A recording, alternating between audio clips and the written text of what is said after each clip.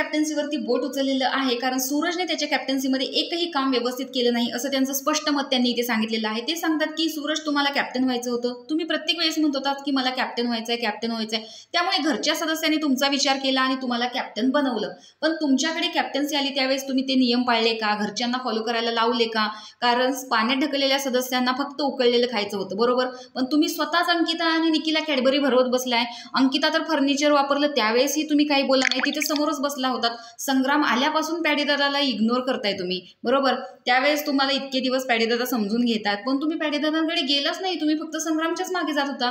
निकी सुद्धा तुमच्या समोर धनंजय असताना फर्निचरवरती कॉफी पीत बसलेली होती, तुम्ही तिथेच होता, पण तुमचं त्याकडेही लक्ष नव्हतं।